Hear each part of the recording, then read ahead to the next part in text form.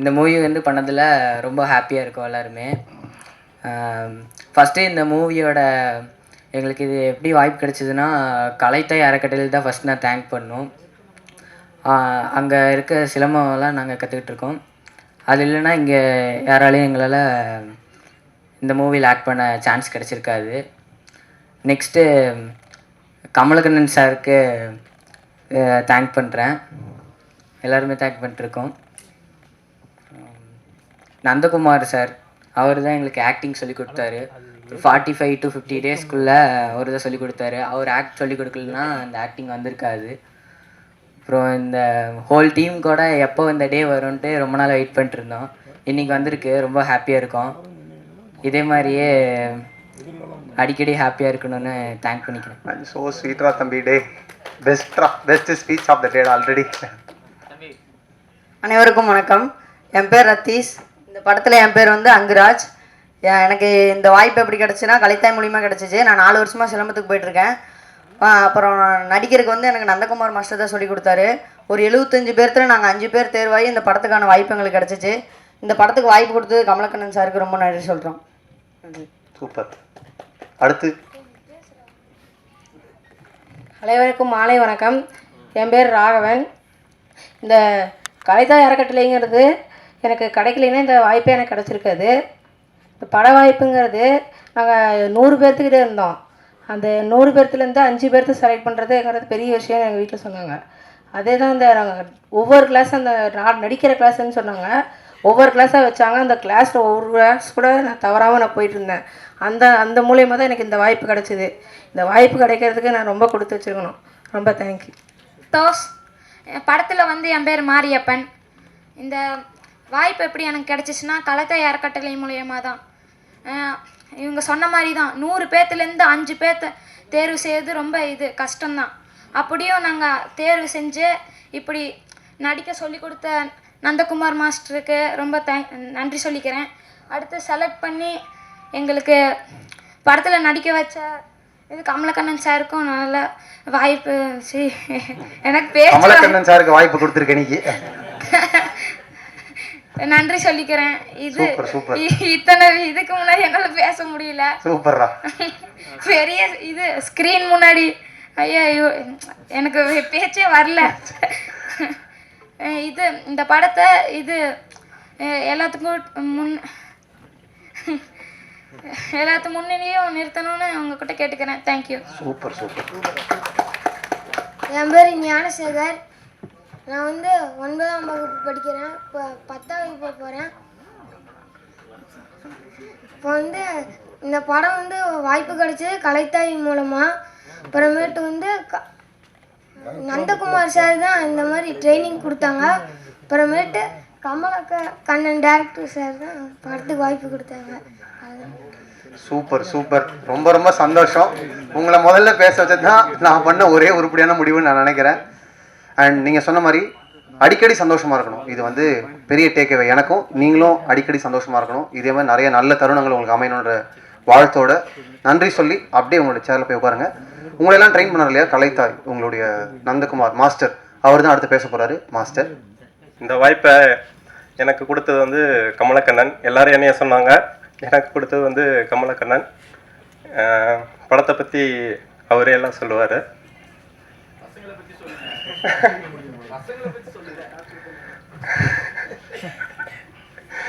பசங்க ரொம்ப அன்பான பசங்க. அவங்களோட ஆக்சுவலாக எங்களுக்கு ட்ரைனிங் கொடுக்குறப்ப கமலாக்கண்ணன் ஒரு விஷயம் ரொம்ப முக்கியமாக சொல்லியிருந்தார். அவங்களோட நேச்சர் கெடாமல் அவங்களுக்கு நடிப்பு சொல்லி கொடுக்கணும் அப்படின்னு சொல்லியிருந்தார். ஏன்னா ஒவ்வொரு குழந்தைகிட்டையும் ஒவ்வொரு விதவிதமான பூக்கள் மாதிரி அவங்கள ஒரே மாதிரியான பூ ஆக்கிடக்கூடாது அப்படிங்கிறதுல வந்து கமல் வந்து எப்போதும் வந்து கான்சியஸாக இருந்தார்.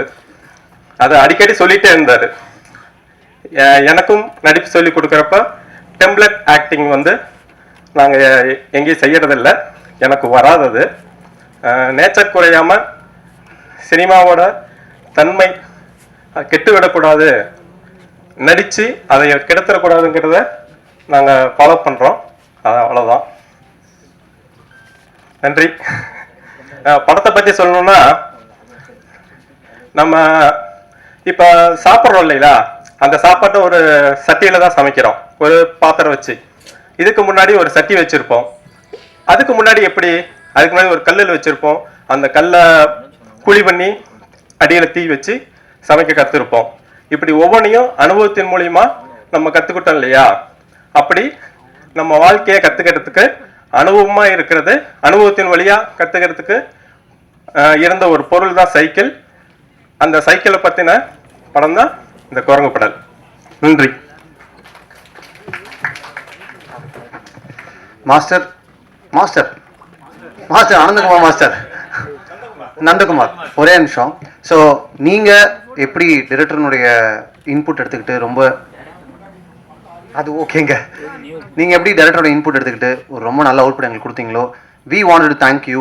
இந்த ஸ்டேஜில் ஒரு சின்ன பொன்னாடை போத்தி டைரக்டர் உங்களுக்கு ஒரு நன்றி தெரிவிக்கணும்னு ஆசைப்பட்டாரு. ஆரம்பிச்சு இயக்கமாகிடுச்சு, இன்னைக்கு கமலக்கண்ணன் இந்த இடத்த கொண்டாந்து விட்டுருக்காரு. எனவே இங்கே இருக்கிற எல்லா பிரம்மாக்களுக்கும் என்னுடைய வணக்கம். இந்த கதை என்னுடைய 6வது வயசில் 6வது படிக்கும்போது நடந்த எனக்கும் என் தந்தைக்குமான நடந்த உண்மை கதையை அப்படியே ஒரு கண்ணீர் விடுற அளவுக்கு கமலக்கண்ணன் திரை வடிவமாக்குனது உண்மையிலே அந்த இசையும் அந்த ஒளிப்பதிவும் அந்த நடிகர்களும் இது இதெல்லாம் பெரிய விஷயம் இல்லைங்க. ஆனால் எல்லாரையும் பார்க்க வைக்கக்கூடிய ஒரு இடத்துல இந்த இடத்த அமர வச்சிருக்கிற இந்த குழுவுக்கு நான் உண்மையிலேயே நான் வணங்குகிறேன். அப்படி தான் எனக்கு இருந்தேன். காளி வெங்கட் பார்க்கும்போது எங்கள் அப்பா ஞாபகம் தான் வருது. ஒரு அரை ட்ரௌசர் போட்டுக்கிட்டு அடி வாங்கிட்டு அப்போ 75 பைசா 1 மணி நேரம் ஓட்டுறதுக்கு. அதில் அடி வாங்கின கதை தான், நான் ரொம்ப சொல்ல வேண்டிய அவசியம் இல்லை. அது அக்கா விட்டு தான் போயிருந்தேன். அதே தான் இது ஒரு உதிரிப்புக்கள் சிற்றன்னை ஒரு சிறுகதையிலேருந்து எப்படி 2 மணி நேரம் ஒருத்த படம் எடுக்க முடியும் அப்படின்னு ஒரு பெரிய ஆச்சரியம் இருந்தது. இது என்ன ஆச்சரியம் நான் பண்ணுறேன்னு சொல்லிட்டு கமலக்கண்ணன் மகேந்திரனுக்கு அப்புறம் எடுத்திருக்காரு. ஸோ ரொம்ப சந்தோஷமாக இருக்குது. சைக்கிள் என்பது கிராமத்தினுடைய மிக உயர்ந்த வாகனம். என்னுடைய பையன் வேளாங்கண்ணி ஸ்கூலில் படிக்கும்போது அவன் எனக்கு சைக்கிள் வேணும்னு கேட்டான். நான் எங்கள் அப்பாட்ட சொல்லி அடி வாங்கினா இது அப்பயும் எனக்கு வருமே, இப்பயும் எனக்கு வருமே. நான் சென்னையில் இருந்த தகப்பன் வருமே. அப்போ என்ன பண்ணுன்னு தெரியாமல் கண்ணதாசன் வீட்டுக்கு எதிரில் இருந்த நடேசன் பார்க்கில் 20 ரூபா வச்சுருந்தேன். அதில் பேப்பர் வாங்கிட்டு பேனா வாங்கிட்டு உட்காந்து ஒரு 5 மணிக்கு உட்காந்து கதை எழுதினேன். 6 மணிக்குள்ளே ஒரு கதை எழுதி முடிச்சுட்டு யாருக்கும் தெரியாமல் விகடனில் எல்லாம் நண்பர்கள் இருந்தாங்க. அவங்க பார்த்தா நம்மளை அசிங்கமாக நினைப்பாங்க, சினிமாலெலாம் இருக்கும் அப்படின்ட்டு போயிட்டு யாருக்கும் தெரியாமல் அந்த பாக்ஸில் போட்டு வந்தேன். போட்டு ஒரு 5-6 மாதம் கழித்து ஆனந்த விடனில் முத்திரை கதை 5000 ரூபாய் பரிசுன்னு கிடச்சிது. அந்த 5000 ரூபாய் எடுத்து அப்படியே என் பையனுக்கு கொடுத்தேன். அவன் சைக்கிள் வாங்கினான். இதான் சைக்கிள் அப்படி ரொட்டேஷன் ஆகிருக்கு. இன்றைக்கி எங்கள் பையன் நியூயார்க்கில் இருக்கான். அவனுடைய மகளுக்கு 2 பேத்திகளுக்கு குட்டி குட்டி சைக்கிள் வச்சுருக்கான். அவன் ஓட்டுற சைக்கிள் வச்சுருக்கான். அதை பார்த்தேன். இந்த சைக்கிள்ன்றது உலக நாடுகள் அத்தனையிலுமே அம்மா அப்பா மாதிரியே சேர்ந்துருக்கிற விஷயம். எனவே ஒரு யூனிவர்சல் ஒரு ஃபீலிங்கை கொடுத்த குரங்குப்பட்டல் இயக்குனருக்கும் இந்த டீமுக்கும் என்னுடைய நெஞ்சார்ந்த வாழ்த்துக்கள். என்னையும் உலகத்திற்கு அறிமுகப்படுத்திய உங்களுக்கு என்னுடைய வணக்கங்கள். இதை உலகம் ஏற்றுக்கொள்ள வேண்டும், பாராட்ட வேண்டும். ஒவ்வொருவரும் ஒரு சைக்கிள் ஓட்டியிருப்பீங்க. அதை நீங்கள் நினைவு கூர்ந்து எல்லோரும் அரவணைத்து இந்த படத்தை பார்க்கணும். என்னுடைய நண்பர்கள் பத்திரிகையாளர்கள் ஊடகர்கள் நீங்கள் கைதூக்கி விட வேண்டும். உங்களில் ஒருவன் நான் என்பதை நீங்கள் மறந்து விடக்கூடாது. நன்றி, வணக்கம். என்ன ஃபீலில் இருக்குன்னா, அப்பாடா படம் ரிலீஸ் ஆக போகுது அப்படிங்கிற ஃபீலில் இருக்குது. ஏன்னா டைம் பீரியட் அது ஒரு பெரிய லாங் ப்ராசஸ் ஆகிடுச்சு. ஏன்னா பசங்களை பார்த்தீங்கன்னாவே தெரியும், படத்துக்கும் இப்போ இருக்கிற பசங்களுக்கும். ஸோ ஆனால் இது ஒரு கரெக்டான கையில் சேர்ந்து அவங்க மூலயமா ரிலீஸ் ஆகுது, கரெக்டான ஒரு டைமில் ரிலீஸ் ஆகுது அப்படிங்கிறது ரொம்ப சந்தோஷமாக இருக்குது. ஸோ அதுக்கு சிவகார்த்திகேயன் சார் அண்டு அந்த டீமுக்கு ரொம்ப நன்றி. பேசிக்காக இதில் ஸ்கிரிப்ட்லேருந்து ஆரம்பிக்கணும் இந்த ப்ராசஸை அப்படிங்கிறத நான் எப்படி பண்ணோம் அப்படிங்கிற சின்ன ஒரு ஃபியூ மொமெண்ட்ஸ் ஷேர் பண்ணிக்கிறேன். ஸோ ஆக்சுவலாக நாங்கள்லாம் அந்த காலத்தில் அப்படின்னு சொல்லிட்டு யாராவது ஆரம்பித்தா ஐயோ பூமர்ஸ் பெருசு மொக்கை போட ஆரம்பிச்சிதுரா அப்படின்னு சொல்லிட்டு நம்ம விலகி போயிட்டுருப்போம்ல. இந்த ஸ்கிரிப்டுக்கு ஆக்சுவலாக அவங்க தான் தேவைப்பட்டாங்க. ஏன்னா நாங்கள்லாம் அந்த காலத்தில் அப்படின்னு சொல்கிறவங்ககிட்ட ஒரு கதை இருக்குது, ஒரு நாஸ்டாலஜியாக இருக்குது, ஒரு எமோஷன்ஸ் இருக்குது. ஸோ அந்த மாதிரியான ஆட்களையே நாங்கள் தேடி தேடி தேடி தேடி அவங்ககிட்ட கதைகள் எல்லாம் கலெக்ட் பண்ணி ரொம்ப இன்டெப்த்தாக இல்லைனாலும் சின்ன சின்ன எமோஷன்ஸ் நியூயான்சஸ் அதையெல்லாம் வச்சு நாங்கள் பேசிக்காக ஸ்கிரிப்ட் ரெடி பண்ணி பண்ணோம். அதுவே ஒரு நல்ல எக்ஸ்பீரியன்ஸாக இருந்துச்சு. அப்புறம் ப்ரொடக்ஷனில் வந்து அந்த டைம் பீரியட் க்ரியேட் பண்ணுறது, அது ஸ்க்ரீன்லேயும் சரி இல்லை வந்து நடிக்கிறவங்க எல்லாத்துக்குமே அது உள்ளே கனெக்ட் ஆகணும், அது உள்ளே இருந்து வரணும் அப்படிங்கிறதுக்காக நாங்கள் எல்லாருமே அந்த பீரியடுக்குள்ளேயே போக ஆரம்பித்தோம். நிறையா தாடி மீசையெல்லாம் வச்சுக்கிட்டு தொலைபல சட்டை லுங்கி இதெல்லாம் கட்டிட்டு தான் நாங்கள் ஷூட்டிங்கே போவோம். ரொம்ப ஒரு கம்ஃபர்டான ஜோனை க்ரியேட் பண்ணி தான் வந்து அந்த பசங்களெல்லாம் வந்து அதுக்குள்ளே கொண்டு வர முடிஞ்சுது. ஏன்னா இவங்கெல்லாம் டிப்பிக்கல் 2K கிட்ஸ். ஸோ அவங்களுக்கு அதை க்ரியேட் பண்ணுறதுக்கு நாங்கள் வந்து கொஞ்சம் கொஞ்சமாக அந்த மாதிரி மெனக்கெட்டோம். முக்கியமாக வந்து ஃபோன்ஸை வந்து மொபைல்ஸ் யூஸ் பண்ணுறது வந்து அவங்ககிட்ட இருந்து கட் பண்ணோம். அதுவே வந்து அவங்ககிட்ட ஒரு நல்ல சேஞ்ச் தெரிஞ்சது பசங்ககிட்ட இருந்து. ஸோ இப்படி நெக்ஸ்ட்டு வந்து அடுத்தது டீமுக்குள்ளே எல்லாருமே இந்த கதையை கேட்டவங்களோ இல்லை இந்த படம் பார்த்துட்டு அதுக்கப்புறம் வந்து ஜாயின் பண்ணவங்க எல்லாருமே அந்த தங்களோட படமாக நினச்சிக்கிட்டாங்க. தங்களோட படம் இது ரொம்ப முக்கியமான படம், இது என்னோட படம், என் கதை இதில் இருக்குது அப்படிங்கிறது தான் இதில் இது வந்து நல்ல யூஎஸ்பி பாயிண்ட்டாக இருந்துச்சு. ஸோ கிட்டத்தட்ட எல்லாத்துலேயுமே எல்லா டெக்னீஷியன்ஸும் எல்லாத்துக்கூடவும் நாங்கள் வந்து சண்டை போட்டு அவங்களும் எங்ககிட்ட சண்டை போட்டு இல்லை இது இப்படி தான் இருக்கணும் அப்படி தான் இருக்கணும்ன்ட்டு அவங்க அவ்வளோ இன்வால்மெண்ட்டோட வந்து நேற்று ஈவினிங் வரைக்கும் அந்த சண்டை வந்து அது எல்லாம் சால்வ் ஆகி ஒரு நல்ல ஒரு குவாலிட்டியான படைப்பாக கொடுத்துருக்கோம் அப்படிங்கிற ஒரு நம்பிக்கை எனக்கு வந்திருக்கு. அடுத்து இனி உங்கள் கையில் தான் பத்திரிகையாளர் நண்பர்கள், நீங்கள் இந்த மாதிரி சின்ன படங்கள் நல்ல தரமான படங்களை வந்து இது வரைக்கும் எப்படி ப்ரொமோட் பண்ணி மக்கள்கிட்ட சேர்த்து வெற்றியடை வச்சுருக்கீங்க அப்படிங்கிறது ஒரு சாட்சியாக ஹிஸ்ட்ரியில் இருக்குது. அதே மாதிரி இந்த படத்தையும் நல்லபடியாக கொண்டு வந்து மக்கள்கிட்ட ரீச் பண்ணுவீங்க, வெற்றி அடைய வைப்பீங்க அப்படிங்கிற ஒரு நம்பிக்கை எனக்கு இருக்குது. நன்றி. முன்னாடி மைக் எல்லாருக்கும் வணக்கம். நமக்கு கேமரா மைக் இது ரெண்டையும் பார்த்தா ரொம்ப பயம் முன்னாடி நிற்கிறதுக்கு. அதனால் என்ன சொல்கிறது, சிவா ப்ரோ வந்து படம் பார்த்தோன்னே நான் உங்களுக்கு என்ன பண்ணணும், இந்த படத்துக்கு என்ன பண்ணணும் அப்படின்னு உடனே கேட்டார். ப்ரெசன்ட் பண்ணுங்க அப்படின்னு சொல்லி சொன்னோம். அது கரெக்டாக செஞ்சு கொடுத்தாரு.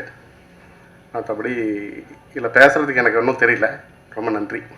எல்லாருக்கும் வணக்கம். இந்த படத்துடைய பாடலாசிரியருங்கிற எல்லாத்தையும் தாண்டி நான் அந்த படத்துடைய ஒரு ஃபேனாக தான் இந்த படத்தை பற்றி பேசணுன்னு ஆசைப்பட்டு வந்தேன். அதாவது சமீப காலங்களில் இல்லை ரொம்ப நாளாக ரொம்ப வருஷமாகவே சரி தமிழ் சினிமாவில் குழந்தைகளுக்கான படம்ங்கிறது இல்லைங்கிற இல்லாமை ரொம்ப நாளாக இருந்துட்டு தான் இருக்கிறவங்களுக்குலாம் தெரியும் நினைக்கிறேன்.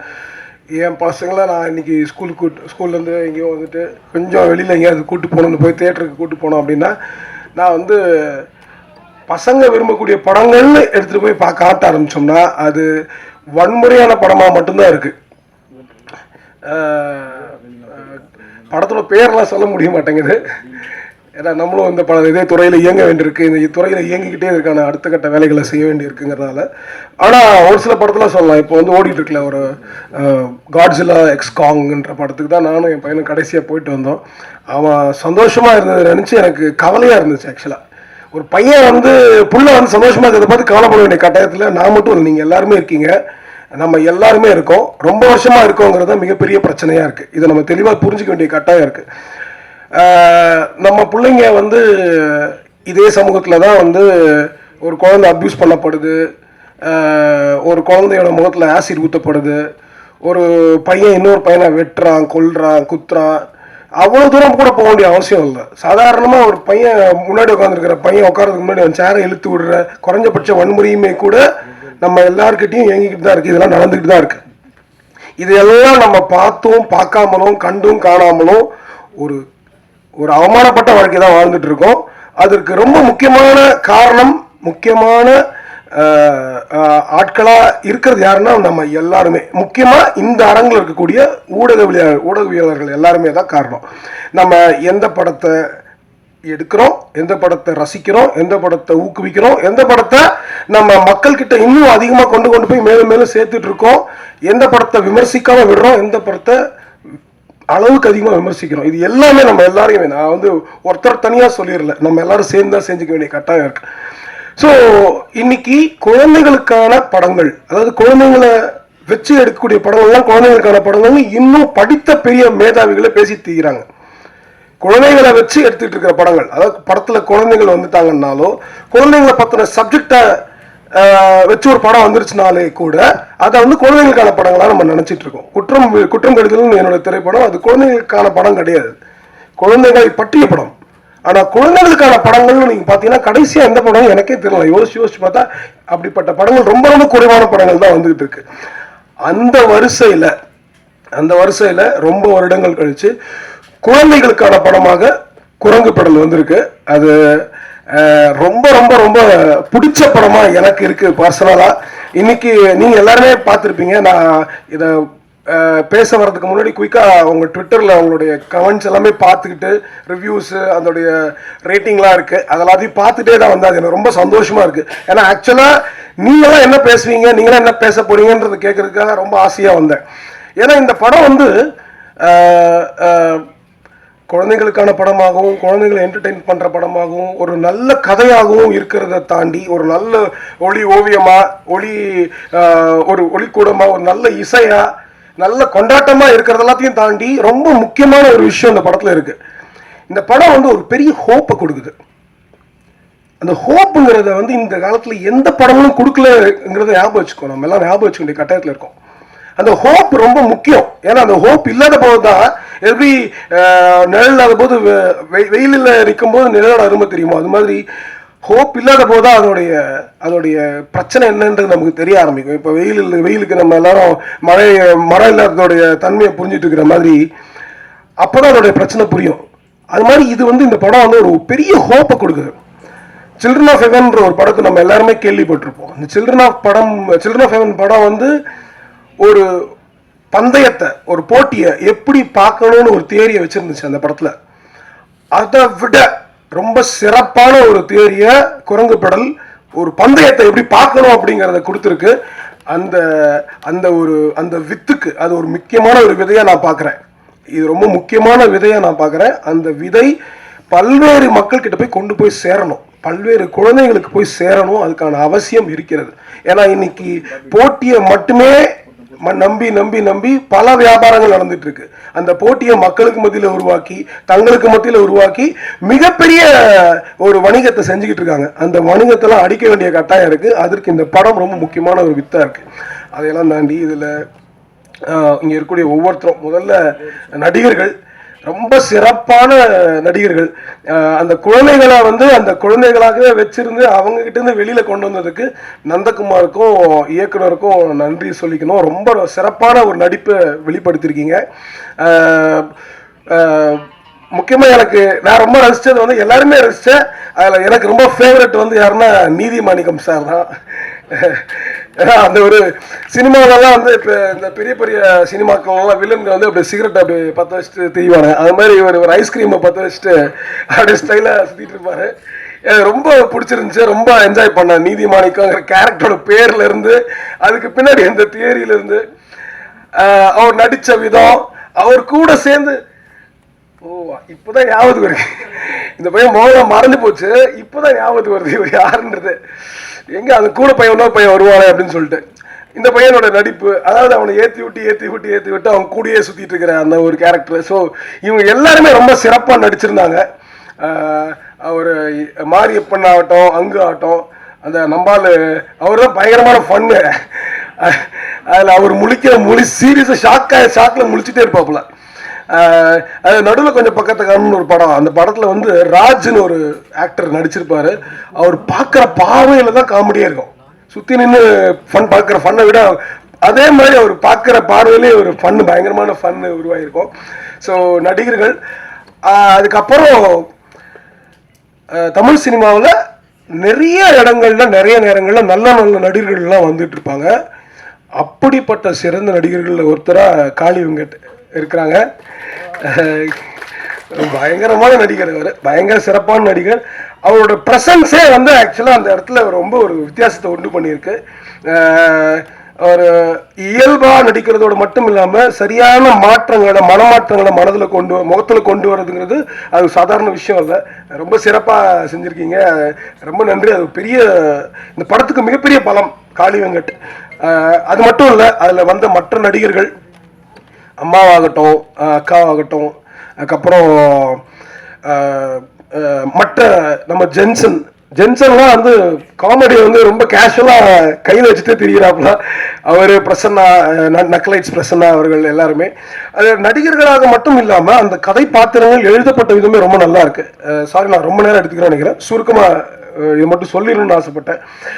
கதை பாத்திரங்கள் வந்து அங்கதான் அந்த குட்னஸை பற்றி நான் பேசணும்னு நினச்சேன். அதாவது ஒரு ஹோப்பை பற்றியும் குட்னஸை பற்றியும் இந்த படம் வெளியில் கொண்டு வந்துட்டு இருக்கு. ஒரு வாத்தியாருங்கிறவன் வகுப்பறையில் எப்படி இருப்பான், வகுப்பறைக்கு வெளியில் எப்படி இருப்பான் அப்படிங்கிற ஒரு விஷயம் ஆகட்டும், ஒரு ஒரு ஒரு ஒரு மிலிட்ரி கதாபாத்திரம் வரக்கூடியவராகட்டும், இல்லை ஒரு குடிகாரராக அதில் யதார்த்தமான ஒரு ஆளாக இருந்ததாகட்டும், இன்னொரு முக்கியமான ஒரு கேரக்டர் இருக்குது. சின்ன வயசுலேருந்தே அப்பா கூடயே படித்து வளர்ந்து இப்போது பப்பட் ஷோ பண்ணிகிட்டு இருக்கிற, அந்த பொம்மலாட்டம் பண்ணிக்கிட்டு இருக்கிற ஒரு கேரக்டர். அந்த பந்தயத்தை பற்றின ஒரு முக்கியமான ஒரு வித்தை அவர் தான் முதல்ல அந்த பையனுக்கு கொடுத்துருப்பாரு அப்படின்னு நான் பார்க்குறேன் அந்த படத்தில். அது அப்படி தான் எழுதப்பட்டிருக்கு அந்த கதை பாத்திரம். இந்த பாத்திரங்கள் ரொம்ப ரொம்ப சிறப்பான பாத்திரங்கள். இந்த பாத்திரங்களை குழந்தைகள் பார்க்க வேண்டும், உள்வாங்க வேண்டும். இப்படி உள்வாங்குவதோடு மட்டும்தான் நம்மளுடைய சமூக மாற்றங்கள், நாட்டில் இருக்கக்கூடிய மிகப்பெரிய மாற்றங்கள்லாம் உருவாக ஆரம்பிக்கும். ஸோ அந்த கதை பாத்திரங்களை உருவாக்கின இயக்குனருக்கும் எழுத்தாளர்களுக்கும் நன்றி. அப்புறம் எடிட்டர் அவர்களுக்கும், அப்புறமா பாஸ்கர் வந்து எனக்கு நிறைய நீண்ட நாள் நண்பர். இந்த இடத்துல நான் சொல்லிக்கணும்னு ஆசைப்பட்றேன். குற்றம் கடிதலை வந்து நாங்கள் எடுத்து முடிச்சு எல்லாம் வச்சுருந்ததுக்கப்புறம் ஒரு 3 நண்பர்களை கூப்பிட்டு காமிச்சோம். நலன்குமார் சாமி வந்தார், அதுக்கப்புறம் வந்து பாஸ்கர் வந்தார், அதுக்கப்புறம் வந்து ஸ்ரீனிவாஸ் கவினம் வந்தாங்க. 3 பேர் வந்து பார்த்தாங்க. எல்லோரும் பிடிச்சிருந்து பேசிட்டு போகும்போது இவர் மட்டும் எதுவும் பேசவே இல்லை. எந்திரிச்சு சட்டுன்னு ஒரு 500 ரூபாய் எடுத்து கொடுத்தாரு. உங்களுக்கு இந்த படத்துக்கு நிறைய காசு கிடைக்கும், ஆனால் நம்ம கொடுக்குற முதல் காசு இதுதான் அப்படின்னு சொல்லி, அதாவது ஒரு படத்தை எப்படி விரும்புகிறாங்க, அந்த மனம் என்னவா இருக்கு அப்படிங்கிறதுக்கு எங்களுக்கு முதல்ல கிடைச்ச அந்த உற்சாகம். அதுக்கப்புறமா நிறைய அவார்டு வந்துச்சு, படம் வந்துச்சு, எதுவும் வந்துச்சு. ஆனால் எங்களுக்கு கொடுத்த முதல் ரெக்கக்னிஷன் வந்து எங்கள் பாஸ்கர் தான், ஒளிப்பதிவாளர். அந்த அன்பை தான் நாங்கள் எப்படி ஈடுகட்ட போகிறோம்னே தெரியல. அதுக்கு தான் இன்னும் தவிச்சிட்டே இருக்கோம். மிகப்பெரிய ஒரு ஒரு ஒரு படத்தோட விரும்பிங்கிறது மட்டும் இல்லாமல் ஒளிப்பதிவை நீங்கள் மிக சிறப்பாக பண்ணியிருக்காரு. ரொம்ப திருப்தியான ஒரு ஒளிப்பதிவாக இந்த படத்தில் இருக்குது. யங்கர் ஜென்ரேஷன் ரொம்ப என்ஜாய் பண்ணுறாங்க. நான் நிறைய இன்னைக்கு பசங்களை பார்க்க வேண்டிய வாய்ப்பு இருந்துச்சு. குரங்குபடத்தில் ட்ரெய்லர் காமிச்சேன். நிறைய சின்ன பசங்க சினிமாட்டோகிராஃபி நல்லா இருக்குன்னு சொன்னாங்க, சின்ன பசங்க. ஸோ உங்கள் எல்லாருக்கும் வாழ்த்துக்கள். அப்புறம் நண்பர் ஜிப்ரான் அவர்கள், ஜிப்ரானுக்கு வந்து எப்படி நன்றி சொல்கிறேன்னு தெரியல. ப்ளஸ் இது வெரி ப்ளசண்ட்டான ஒரு அனுபவமாக இருக்குது. எடிட்டிங்க்கு முன்னாடியும் எடிட்டிங்க்கு அப்புறமாவும் படம் ரொம்ப சிறப்பான ஒரு படமாக அமைஞ்சிருக்கு. சொன்ன மாதிரி எனர்ஜெட்டிக்கான ஒரு படமாக மாறி இருக்கு. ரொம்ப நன்றி. அண்ட் பாடல்களுக்கு உங்களுடைய பாடல், உங்கள் இசைக்கும் பாடல் எழுத வாய்ப்பு கிடைச்சிது. அந்த வாய்ப்புக்கும் ரொம்ப நன்றி. அதை பற்றி நீங்கள் பேசுவீங்கன்னு நான் பிரியப்படுறேன். ஏன்னா நான் பேசக்கூடாது, இப்போ அதை பற்றி நீங்களே பேசிக்கிறீங்க மரியாதையா. ஓகே. ஸோ அடுத்தது, இது ஒரு படம் வந்து ஒரு விதையாக இருந்துச்சுன்னாலும் இந்த விதைக்கோட விதையாக இருந்தது ராசி அழகப்பன் ஐயாவுடைய கதை. அது உண்மையிலேயே அது அந்த படத்தில் வரக்கூடிய டைலாக் மாதிரி, படம் என்னவா இருந்தாலும் அந்த விதை அவர் போட்டது தான், அதை மாற்றுக்கிறதே இல்லை. ஆனால் அதில் ரொம்ப சந்தோஷமான விஷயம் என்னன்னா, அதை சின்ன வயசுல இப்போ அவர் சொன்ன மாதிரி அந்த 6ஆம் கிளாஸ்ல நடந்த அனுபவத்தையே அதை பதிவாக செஞ்சதுங்கிறது வந்து இந்த படத்தில் இன்னும் வெளிப்பட்டு தான் இருக்கு. அந்த குழந்தைத்தன்மை அது வந்து எனக்கு என்ன, கமலக்கண்ணனுக்கு வந்து இப்படிப்பட்ட ஒரு குழந்தைத்தன்மை இருக்குமா என்னால் அதை கண்டுபிடிக்கவே முடியல. ஆச்சரியமா இருந்துச்சு. ஆனால் அந்த கதைக்கான வித்து உங்ககிட்ட கூட இல்லை, உங்களுடைய 6ஆம் கிளாஸ் அந்த வயசுல இருந்த பையன்கிட்ட தான் இருந்திருக்கு. ஸோ அதில் இருந்த வித்து தான் இவ்வளோ பெருசாக வளர்ந்துருக்கு, இவ்வளோ பெரிய ஆலமரமாக இருந்திருக்கு. உங்களுக்கும் நன்றி. இதெல்லாம் தாண்டி இவ்வளவு பேர் இதில் வேலை பார்த்துருந்தாலும் இன்னைக்கு இத்தனை பேர்கிட்ட கொண்டு போய் சேர்க்கறதுக்கு, இந்த படத்தை வாங்கின, இந்த படத்தை எடுத்து மக்கள்கிட்ட கொண்டு போகிறதுக்கான அந்த முயற்சியை எடுத்திருக்கிற சிவகார்த்திகேயன் அவர்களுக்கு ரொம்ப ரொம்ப ரொம்ப நன்றி. ஏன்னா இந்த குட்னஸை அவர் ஒரு இடத்துல இருந்து அதை புரிஞ்சுக்கிட்டு அதை வெளியில் கொண்டு வந்துடணும்னு நினச்சிருக்காரு, அந்த ஹோப்பை வெளிப்படுத்தணும்னு நினச்சிருக்காரு. Hats off to him. Thank you so much. அனைவருக்கும் நன்றி. ரொம்ப ரொம்ப நன்றி. தேங்க்யூ. ஒவ்வொருத்தரை பற்றியும் டீட்டெயிலாக சொன்னது, உங்கள் சைட்லேருந்து அந்த அக்னாலஜ்மெண்ட்டும் அப்ரிஷியேஷன் வரதுன்றது ரொம்ப முக்கியம். Thank you so much. பின்னாடி கூப்பிட்டு ரொம்ப ரகசியமாக சொல்லுவாங்க, சீரகம் மிட்டாய் கொடுக்குறாங்க. அடுத்து எடிட்டர் சிவநந்தீஸ்வரன் அவர்களை அன்போடு அழைக்கிறோம்.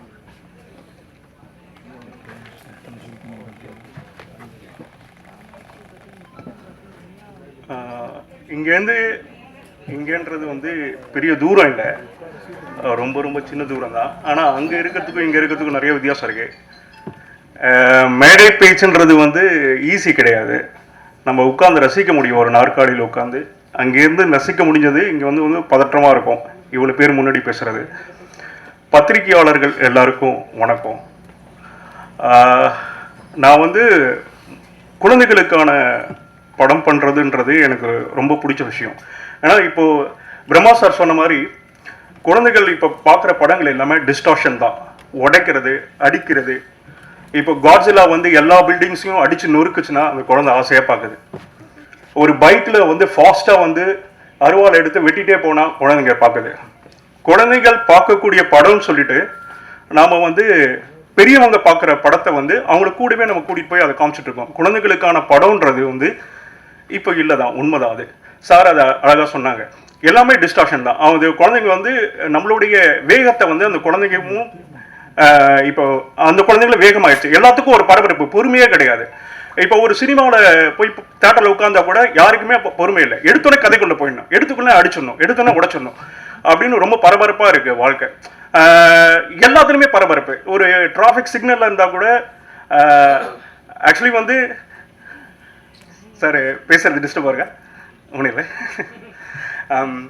அதாவது வந்து ஒரு சிக்னலில் நம்ம நின்னா கூட அந்த ஒரு 50 செகண்ட்ஸ் போகிறது கூட நம்மளுக்கு பொறுமை இல்லை. அதுக்குள்ளே நம்ம கீரை மாத்திரம், லைட்டாக மாத்திரம், என்னென்னமோ டென்ஷன் ஆகிறோம். நம்ம அந்த பரபரப்பான வாழ்க்கையில் அமைதியாக உட்காந்து பொறுமையாக ஒரு மணி நேரம் 1.5 மணி நேரம் செலவழிக்கிறதுன்றது வந்து நம்மளுக்கு இல்லை. இப்போது அது வந்து குழந்தைகளுக்குமே இல்லை. இப்போ வந்து இந்த குழந்தைகளுக்கு இந்த படம் போட்டால் கூட அது கூட நெளியும், உடம்பெல்லாம் நெளியும். ஏன்னா அதுங்களுக்கும் பரபரப்பாகவே பார்த்துட்ருக்கு, எல்லாமே பரபரப்பு. ஏன்னா அந்த சினிமாக்கள் வந்து இப்போ இருக்க சினிமா எல்லாமே அந்த குழந்தைகளை வந்து ஒரு வித நெருக்குதலில் வச்சிருக்கு. இயல்பான இயற்கையான குழந்தைகளை அறிவாளியாக ஆக்க நம்ம ரொம்ப முயற்சி பண்ணுறோம். ஆனால் குழந்தைகளுக்கு வந்து அவங்களுடைய அந்த எப்படி சொல்கிறது, அறியாமை தான் அழகு. ஒரு குழந்தைக்கு எப்பொழுதுமே ஒரு மரத்தை போய் தொடுறதோ, ஒரு இலையை போய் தொடுறதோ, ஒரு பூவை ரசிக்கிறதோ இப்போ எந்த குழந்தையும் பண்ணுறதில்ல. நீங்கள் எடுத்துன்னு போயிட்டு ஒரு மரத்தாண்ட குழந்தைய எடுத்தீங்க, இதில் என்ன இருக்குது அப்படின்னு சொல்லிட்டு மொபைலில் தான் எடுக்கும். ஒரு பூவை அது தொட்டு கொடுங்க, அதுக்கு தொடு உணர்வுன்றதே இப்போ இல்லை. அது எல்லாமே டிஜிட்டல் ஸ்க்ரீனில் தான் இருக்குது. அதோட விரல்கள் எல்லாமே டிஜிட்டல் ஸ்க்ரீன் தான் இருக்குது. அது தொடு உணர்வு, அந்த இந்த பூவை தொட்டா என்னாகும், இந்த இலையை தொட்டானாவும், இது என்ன வாசமும் குழந்தைகிட்ட கிடையாது இப்போதைக்கு. அவங்களுக்கு எல்லாமே வந்து வாசமற்ற பொருள், தொடு உணர்வற்ற ஒரு ஒரு ஒரு செயற்கைத்தனமான வாழ்க்கை தான். நீங்கள் எந்த குழந்தையும் நீங்கள் காலையில் குழந்தை ஏஞ்சோடனே ஒரு நீங்கள் ஜன்னலை ஓப்பன் பண்ணிட்டு பார்ப்பா, மாமரம் இருக்கு பாரு, வேடிக்கை பாரு, என் மாமரம் தான் இருக்கு தெரியும், அது என்ன இப்போ அப்படின்னு தான் பார்ப்பாங்க. அந்த சூழ்நிலை வந்து இப்போ போயிட்டுருக்கு. இன்னும் வருங்காலத்துலேயும் வந்து ரொம்ப பயமாக இருக்குது. இந்த டிஜிட்டல் உலகம் வந்து குழந்தைகளுக்கு என்னவா ஆக்கும், என்னவா மாற்றும் அவங்க அப்படின்ற ஒரு கவலை இருக்குது. அதே மாதிரி சந்தர்ப்பத்தில் நம்ம வந்து நம்மளுக்கான ஒரு தேவை இருக்குது. இதே மாதிரி திரைப்படங்கள் நம்ம வந்து குழந்தைகளை பார்க்க வைக்கலாம். இந்த படம் நாங்கள் பண்ணிட்டதுனால இதை வந்து பாருங்க அப்படின்றதுக்காக சொல்ல, பொதுவாக இதே மாதிரி. ஏன்னா இப்போ நம்ம ஹாலிவுட் ஃபிலிம் சொல்லிட்டு இருக்கோம். ஆனால் அவங்க கண்ட்ரீஸ்லேயுமே வந்து குழந்தைகளுக்கான படம் தனியாக இருக்குது. அதில் வன்முறை இருக்காது. பேம்பி இருக்குது. பேம்பி இப்போ எந்த குழந்தை பார்க்காது. பேம்பி எத்தனை போய் காமிச்சோன்னா பார்க்காது. அது இப்போ பார்க்குறேன்னா காட்ஸில்லா தான் பார்க்கும். இப்போ 10ஆம் தேதி ரிலீஸ் ஆக போது பிளானட் ஏப்ஸ் அதுதான் பார்க்கும். ஏன்னா எல்லாத்துலேயும் அடித்து உடச்சி அதுக்கு ஆண் கத்துனா தான் பிடிக்கும். அப்போது இதே மாதிரி சூழ்நிலையில் நம்மளுக்கு ஒரு சிறு பொறுப்புணர்வு இருக்குது. பேரண்ட்ஸாக நானும் 2 குழந்தைக்கு அப்பா, பேரண்ட்ஸாக நம்மளுக்கு ஒரு பொறுப்புணர்வு இருக்குது. குழந்தைகளுக்கு என்ன காமிக்கணும், என்ன கேட்கணும், என்ன பார்க்கணும் அப்படின்ற ஒரு பொறுப்புணர்வு நம்மளுக்கு ரொம்ப முக்கியம். அப்போது அந்த ஒரு பொறுப்புணர்வுக்கான ஒரு சின்ன ஒரு முயற்சி தான் இந்த படம். அதனால இந்த படம் சொன்னவனே, கமல் என்கிட்ட சொன்னவனே எனக்கு ரொம்ப பிடிச்சிருந்தது. குழந்தைகளுக்கான படம் இல்லை இப்போ. அதாவது குழந்தைகள் வந்து குழந்தைகளுக்கு கனவு இருக்காது, அது வீட்டில் கஷ்டம் இருக்கும், அது அந்த குழந்தைகள் கேரி பண்ணும். வீட்டில் அப்பா அம்மா கஷ்டப்படுறாங்க, அது அந்த குழந்தைங்க பார்த்துக்கும். இது மாதிரி பிரச்சனையை மையப்படுத்தி அதில் குழந்தைகளை வந்து ஈடுபடுத்தி அப்படிதான் படம் இருக்கு. குழந்தைகளுக்கான கனவு, குழந்தைகளுக்கான ஆசை அப்படின்ற படமே இல்லை. குழந்தைகளுக்கான படமே இல்லை. அதில் இது ஒரு சிறு முயற்சி தான். ஆனால் அந்த சிறு முயற்சியை இவ்வளோ பெரிய மக்கள் கிட்ட கொண்டு போய் சேர்க்கறதுக்கு வந்து மிகப்பெரிய ஒரு நிறுவனத்தால் தான் முடியும். சிவா சார் வந்து இந்த படத்தை ரிலீஸ் பண்ணுறது வந்து எங்களுக்கு ரொம்ப ரொம்ப சந்தோஷம். இது வந்து எப்படி சொல்கிறதுனா, நம்மளுக்கு வந்து நமக்கு இவ்வளோ திறமை இருந்தாங்களோ அந்த திறமைக்கான ஒரு அங்கீகாரமோ அறிமுகமும் நம்மளுக்கு கட்டாய தேவை. அதுவும் சிவகார்த்திகேயன் மார்ஸ் பெரிய ஸ்டார் இதை இது பண்ணும்போது எல்லாருக்கிட்டையும் வெகுஜன மக்கள்கிட்ட கொண்டு போய் சேரும். நீங்கள் எல்லாரும் இந்த படத்தை ரொம்ப ரசிச்சிருப்பீங்கன்னு நினைக்கிறேன். உங்களுக்கு எழுத்துக்கள் மூலமாகவும் உங்களுடைய சமூக வலைத்தளத்தோட இது மூலமாகவும் மக்கள்கிட்ட கொண்டு போய் சேர்ப்பீங்கன்னு நினைக்கிறேன். நன்றி, வணக்கம். திடீர்னு கோத்து விட்டீங்க. எனக்கு மேடை பேச்சு வராது, இது உண்மைதான். என்னென்னா இந்த மாதிரி ஒரு ப்ரெஸ் மீட்டோ இல்லை இந்த மாதிரி இப்படி வந்து நிற்கிறது வந்து இது எனக்கு ஃபர்ஸ்ட் டைம். எனக்கான முதல் படத்தையும் முதல் ப்ரெஸ் மீட்டையும் அமைச்சு கொடுத்த கமல்நாக்கு நன்றி. யூடியூப்ல இருந்து சினிமாவுக்கு வர்றது அப்படிங்கிறது வந்து பொதுவாக பிரபலத்தின் அடிப்படையில் தான் இன்றைக்கி நடந்துகிட்ருக்கு. அதை தாண்டி நடிப்பின் அடிப்படையில் வர்ற ஒரு ஒரு ஒரு ஒரு ஆளாக நம்ம எல்லாரும் இருக்கணும் அப்படின்னு நக்லைட்ஸில் வந்து நாங்கள் ஆரம்பத்துலேருந்தே அப்படி சொல்லி தான் நாங்கள் ட்ரெயின் பண்ணப்பட்டோம். வெறுமனே ஒரு ஒரு பேசிக் ஃபேமை வச்சுட்டு உள்ளே போய் யூ கான் சர்வைவ் அப்படிங்கிறது அது வந்து இங்கே சினிமாவில் வந்து திணறாமல் இருக்கிறதுக்கு பெரும் உதவியாக இருக்குது. அதுக்கு என்னோட மென்டார் பிரசன்னாக்கு நன்றி. இந்த படத்தில் என் கூட நடித்தது, அவர் கூட இருந்தது வந்து மிகப்பெரிய தைரியத்தை கொடுத்துச்சு. இந்த படம் எந்த அளவுக்கு ப்ரீஸியாகவும் ப்ளசண்ட்டாகவும் இருக்கோ அதை விட டபுள் மடங்கு இந்த ஷூட்டிங் ப்ராசஸ் அப்படி தான் இருந்தது. காலையில் ஒரு 9-9:30 போய் நின்னோம்னா பொதுவாக பரபரப்பாக இருக்கிற ஒரு சினிமா செட்டு தான் பார்ப்போம். அங்கே வந்து ரொம்ப ரிலாக்ஸ்டாக எங்களுக்கு அப்புறம் நிதானமாக லாங் ஷாட்டில் அப்படி மெதுவாக டைரக்டர் நடந்து வருவார். அப்படியே வந்து இன்றைக்கி என்ன ஏன் அப்படிங்கிற மோட்லேயே தான் இருப்பாங்க. அதை விட லைட் பேக்காக நம்ம சினிமாட்டோகிராஃபர் உட்காந்துருப்பார். எப்போவுமே ஸ்க்ரீன் பேடை வச்சுட்டு சுற்றுற ஏடிஸ் எல்லாம் ஜாலியாக அந்த பக்கம் நின்று திண்ணையில் உட்காந்து இப்படி அவங்களுக்குள்ளே பேசிகிட்டு இருப்பாங்க. இப்படி தான் இருக்கும் அந்த அட்மாஸ்பியர். ஆனால் வேலை வந்து அன்னைக்கான சீன் எப்படி எடுத்து முடிக்கிறாங்கன்னே தெரியாது.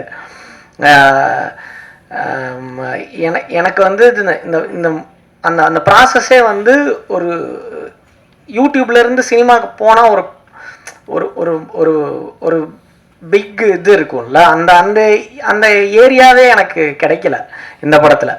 அதே மாதிரி எப்படி நாங்கள் வீடியோ ஷூட் பண்ணுவோமோ அதே ப்ராசஸ் தான். என்ன ஒரு பெரிய கேமரா இருக்கும் அவ்வளோதான் அப்படிங்கிற மாதிரி. பெரிய கரெக்ஷன்ஸ் எல்லாம் எதுவுமே சொல்ல மாட்டார் கமலனா. அவர் பாட்டுக்கு அந்த மானிட்டர் பின்னாடி இப்படியே உட்காந்துட்டே இருப்பார். நாட் ஓகேனாலும் அதே ரியாக்ஷன் தான் இருக்கும், ஓகேனாலும் அதே ரியாக்ஷன் தான் இருக்கும். அவருக்கு ஒருவேளை தெரியலையோ அப்படின்னு வட்டம் நடிக்கிறப்போ அது முதல் படம் ஒருவேளை இவருக்கு அப்படிங்கிற மாதிரிலாம் யோசித்தோம். ஆனால் அவரோட ஒரு ஒரு 10 நாள் 15 நாள் நடிச்சிருப்போம். ஆனால் அவர் எப்படி அதை கன்சீவ் பண்ணுறாருன்னு இப்போ வரைக்கும் கண்டுபிடிக்க முடியல. ரொம்ப ரொம்ப ரிலாக்ஸ்டான, நான் வேலை செஞ்சதுலேயே ரொம்ப ரிலாக்ஸ்டான இயக்குனர் வந்து கமலனா தான். அதை விட சில்லான ஆள் நம்ம பிரபா. அவர் கூட அதுக்கேற்ற மாதிரியே ஆளை பிடிச்சாரா இல்லை அதனால் 2 பேரும் சேர்ந்த ஆளா என்னன்னு தெரில. அவரும் அதை விட சில்லாக இருப்பாங்க. ஸோ இது ஓவராலாகவே இந்த செட்டே வந்து ஒரு பயங்கர மெமரியை கொடுத்துச்சு. இந்த இந்த இந்த படத்தை விட எனக்கு அந்த அந்த ப்ராசஸ் தான் ரொம்ப இன்ட்ரெஸ்டிங்காக இருந்தது. அப்புறம் இதில் வந்து ஃபஸ்ட் டைம் காளி சாரை அப்போ தான் பார்க்குறேன் நான். ரொம்ப ரொம்ப ரசித்த வியந்து பார்த்த நடிப்பு திறன் உள்ள ஒரு நடிகர். எனக்கு என்ன ஃபஸ்ட் டைம் அவர் வந்து டைலாக் பேசும்போது முணுமுணுன்னு பேசினார். எனக்கு வந்து எங்களுக்கு அது தெரியாதுல்ல.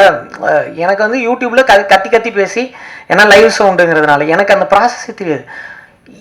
எனக்கு அந்த டைலாக்கவா எனக்கு என்ன எப்போ பேசுகிறாரு எப்போ அதுதான் எனக்கு காளி சார்கிட்ட ரொம்ப. அப்புறம் நாங்கள் அடுத்துன்னு 4 படம் இல்லை சார், 3-4 நான் நடித்தது 5. காளி சார் விளையாட்டாக கூட சொல்ல அவன் நடித்தது 5 படம், அதில் 4 படம் என் கூட அப்படிம்பாரு. ஸோ ரொம்ப சந்தோஷம். திரும்ப திரும்ப காளி சார் கூட அசோசியேட் ஆகிக்கிறேன். என்னோட லக்கி சாம் அவர். ஜிப்ரான் சார் வந்து ஒரு தடவை இல்லை ஒரே தடவை டப்பிங் பேசுகிறப்போ இருந்தப்போ கமலண்ணா வந்து சொன்னார், ஜிப்ரான் பார்த்துட்டு ரொம்ப சூப்பராக இருக்குன்னாரு அப்படின்னாரு. சாம்பிராணி போடுறாராட்டிருக்கு அப்படின்னு நினச்சேன் நான்.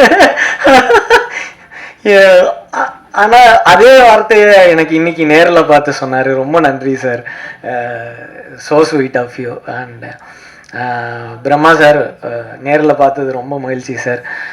இன்னும் வந்திருக்கிற எல்லா பெரியவங்களுக்கும் நன்றி. இன்னும் அவன் சொன்ன மாதிரி இன்னும் நிறையா மகிழ்ச்சியான நேரங்கள் இது போல் அமையட்டும்னு வேண்டி நன்றி சொல்லிக்கிறேன். தேங்க்யூ. எல்லாத்துக்கும் சொல்கிற மாதிரி தான், எனக்கும் பெருசாக பேசி பழக்கம் இல்லை. பட் எல்லாத்துக்கும் முன்னாடி வந்து இவ்வளோ பேர்த்துக்கும் நான் நன்றி சொல்லணும்னு நினைக்கிறேன். ஏன்னா ஒரு படம் எப்படி சொல்கிறது, ஒரு படத்தை எடுக்கிறதுங்கிறதே ஒரு பெரிய ப்ராசஸ். ஸோ அந்த ப்ராசஸில் நிறையா கட்டத்தில் எங்களுக்கு நிறைய பேர் உதவி செஞ்சுருக்காங்க. அதனால தான் இந்த படம் இன்றைக்கி இந்த இடத்துக்கு வந்திருக்குன்னு நான் நம்புகிறேன். ஸோ அதில் நன்றி சொல்கிறதுக்குங்கிறது ஒரு பெரிய லிஸ்ட் இருக்குது. ஃபஸ்ட்டு இந்த படம் ஆரம்பிக்கிறதுலேருந்து இப்போது இன்றைக்கி சிவகார்த்திகேயன் சார் வரைக்கும் நாங்கள் எல்லாத்துக்குமே ரொம்ப கிரேட்ஃபுல்லாக இருக்கோம். நன்றியை தெரிவிச்சுக்கிறோம். ஸோ அப்புறம் ஜென்சன் சொன்னாங்க, இது எப்படி இப்படி இந்த ஒரு டீம் இருந்தாங்க அப்படின்லாம் கேட்டாங்க. அது வந்து என்னென்னா, ஃபிலிம் மேக்கிங் ப்ராசஸை வந்து ரொம்ப என்ஜாய் பண்ணி, படங்களை ரொம்ப என்ஜாய் பண்ணி பார்க்குறதுனால அப்படி அமைஞ்சிருக்குன்னு நினைக்கிறேன். அடுத்தது வந்து இந்த படம் ப்ரொடக்ஷன் பற்றி சொல்லணும் அப்படின்னா, மதுபான கடை வந்து நாங்கள் பண்ணோம் ஃபஸ்ட்டு. அதுதான் ஃபஸ்ட்டு படம்.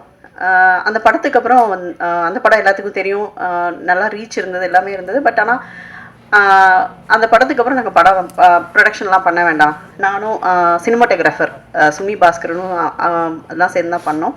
அதுக்கப்புறம் ப்ரொடக்ஷன்லாம் எதுவும் பண்ண வேண்டாம், ஓகே இதோட நம்ம போதும் அப்படின்னு சொல்லி விட்டாச்சு. கமலக்கண்ணன் அவர் வந்து வட்டம் படம் பண்ணார். அப்புறம் நிறைய இடத்துல வந்து குரங்குப்படலோட கதையை வந்து சொல்லிகிட்டே இருப்பார். அவருக்கு என்ன இருந்திருக்கும், இந்த படம் வந்து கதை வந்து ரொம்ப நாளுக்கு முன்னாடியே பண்ணிட்டார். இது வந்து எல்லாத்துக்கிட்டையும் சொல்லிகிட்டே இருப்பார், படம் பண்ணணும் அப்படின்னு நினச்சிட்டே இருப்பாங்க. பட் யாரும் பண்ணுறதுக்கான எங்கேயுமே நகரல. சரி ஓகே, ஒரு இந்த லாக்டவுன் டைமில் வந்துட்டு பேசிகிட்டே இருப்பார். வீட்டுக்குள்ளேயே இருக்கோம் இல்லையா, அதனால் வந்து பேசிகிட்டே இருப்போம் படம் பண்ணுறதை பற்றி. இப்போ இவங்க நிறைய பேர்த்துக்கிட்ட கதை சொல்லிகிட்டே இருப்பாங்க. அப்போது ஒரு நாள் வந்து இந்த கதையை வந்து நரேட் பண்ணார். நரேட் பண்ணும்போது சைக்கிள்ங்கிறது வந்து எல்லாத்தோட லைஃப்லேயும் இருக்குது. இப்போ அவங்க வந்து இதில் வந்து பசங்க சைக்கிள் ஓட்டி கற்றுக்கிற இது இருக்குது. அதே அனுபவம் வந்து எனக்கு இருக்குது. சைக்கிள் நான் எப்படி எங்கள் அப்பாவோட சைக்கிளை எடுத்து நான் ஓட்டி கற்றுக்கிட்டேங்கிற அனுபவம் எனக்கு ஒரு பெரிய இது இருக்குது. இதோட நான் உடனே கனெக்ட் ஆகிட்டேன்.